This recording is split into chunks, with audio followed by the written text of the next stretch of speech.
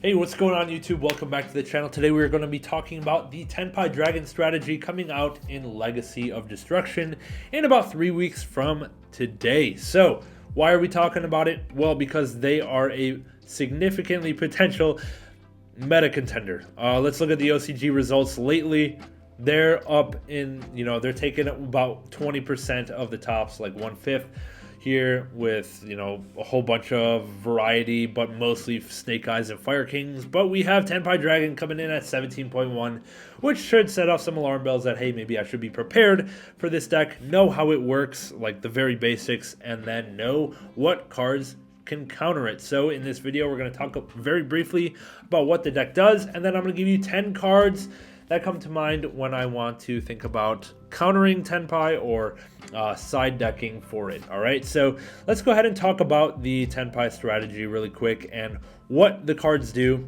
There's only seven cards that we have to know about that even exist for the strategy, right? So their main deck monsters, let's start there. They have 3 of them.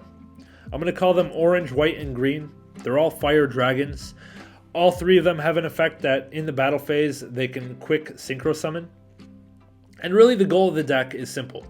Get 2 of these on board, synchro into the level 7, which will bring one back, and you can synchro into the level 10, and the level 10 will just OTK you. Like, it just does a crap ton of damage, okay? That's all you need to know. Yeah, there's more plays with Trident and Dragion. They'll pop your cards, they'll turn stuff to attack mode. The basics are, if they get 2 guys on board, and get to battle phase, they're going to OTK you. That's all we need to know.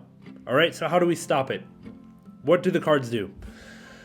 Let's go through it. Alright, so they have orange, white, and green. Orange is the level 4 tuner. They only have 1 tuner. That's kind of important, right? White is the searcher for a spell card. Green is the revive from the graveyard. So we have extender, searcher, revive. We have a field spell. Field spell is very important. Field spell is a searcher, number 1. And number 2, it makes their guys unaffected by your effects during the main phase. Okay? So that's pretty good because it stops stuff like Valor, stops stuff Nibiru. Well, they don't play into Nibiru anyway because they summon during the battle phase. They don't summon during the main phase mostly. During the main phase, they're just trying to get 2 dudes on and then go to battle, and then they can synchro then. So Nib is not going to work. Valor's not going to work. If they have the field spell, nothing else will work, right?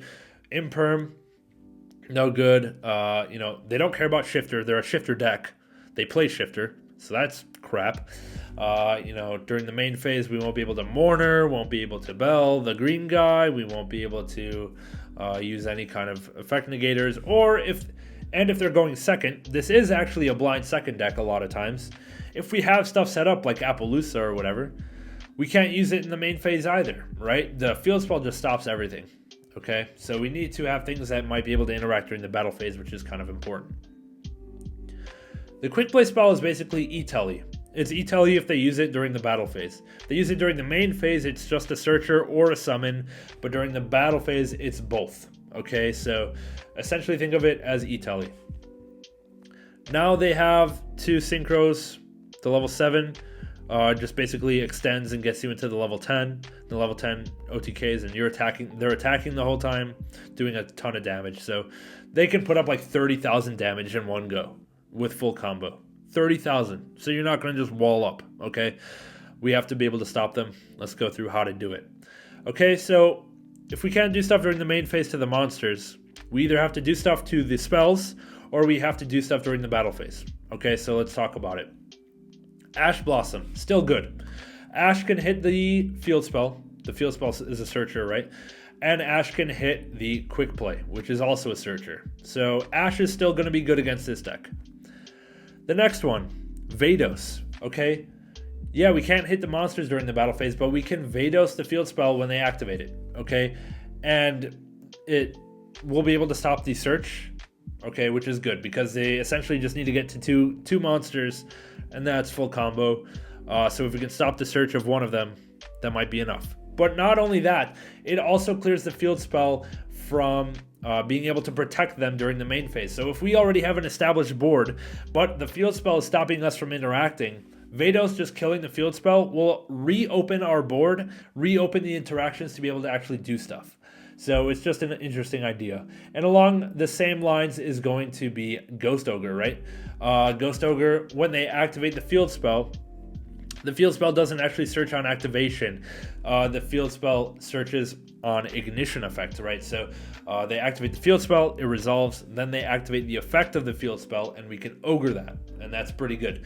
Field spell does have an effect where if it is destroyed during the battle phase, you can double the attack of some synchro monster.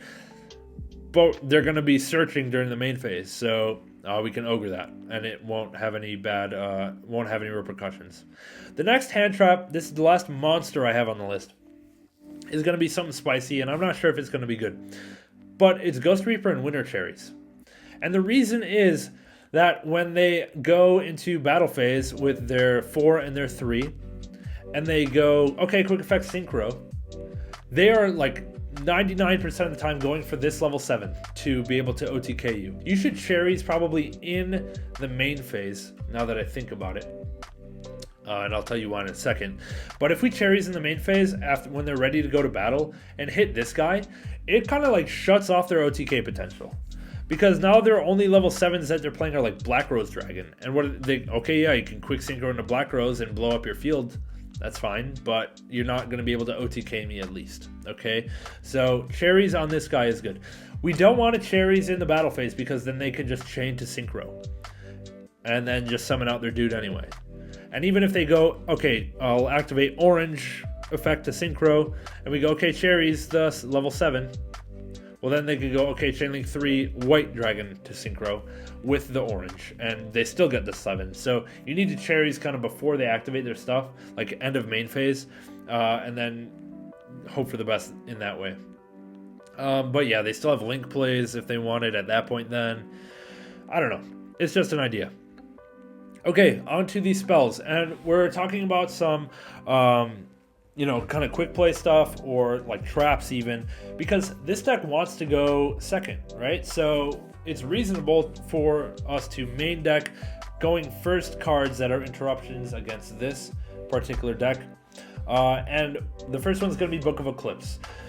Book of Eclipse is kind of nice, right? Like it doesn't target, so they can't just dodge it by synchroing. And even if we go, okay, they have, let's say they have red and white on board, and they go, okay, activate effect to synchro, we chain Book of Eclipse, like their guys are going to get face down, and then they're pretty much stopped.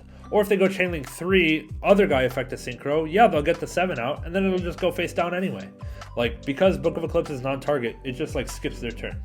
So it's kind of nice. Along the similar lines is going to be Super Poly. They're all fire dragons, right? We're not going to be able to Super Poly during the main phase, but we can, when they go battle, we can just go, okay, start of battle phase, Super Poly.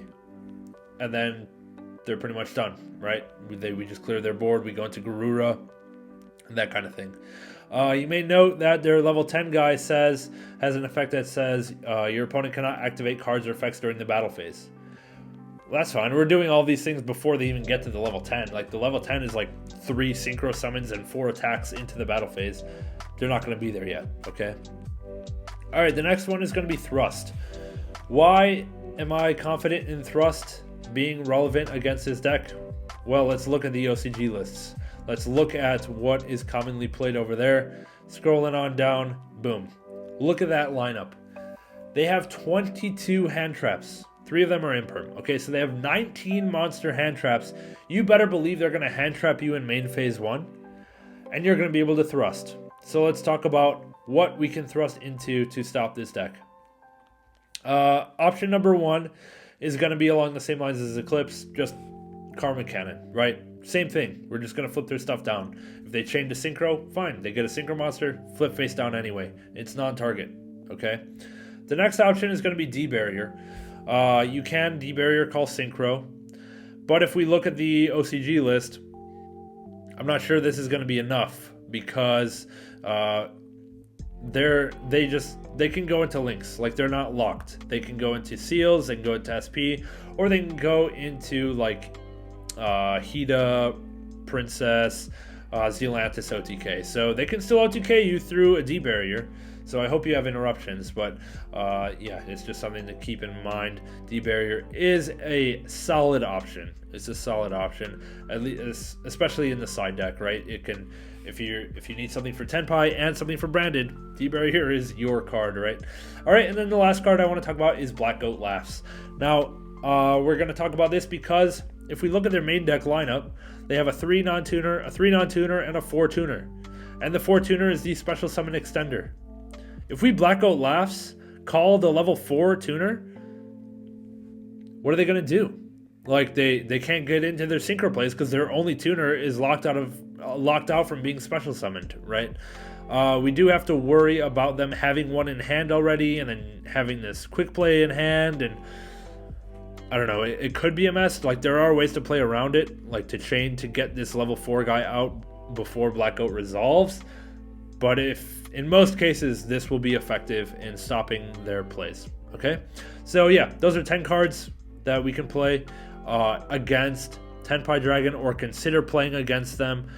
We can also look at the OCG side decks and see what they're playing, but yeah, Ash, standard. And then we have Vados and Ogre to hit the field spell. We have Cherries maybe to hit the level 7. And then we have Eclipse and Super Poly. Solid cards going first or second, but especially going first against Tenpai.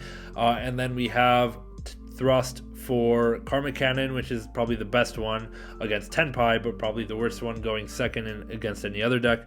And then we have D-Barrier and Black Goat Laughs, right? So not terrible options, but we'll see what the meta shifts. We'll see how relevant these Tenpai Dragons actually become. Unfortunately, we might have to deal with some more shifter in the format, but we'll have to see. But yeah, hope you guys enjoyed this video. Hope it was useful to you. Hope you're looking forward to Legacy Destruction, or maybe you're looking forward to playing Tenpai and you might have to deal with these cards against you. All right, so let me know in the comments below. Leave a like, sub to the channel. I'll catch you later. See ya.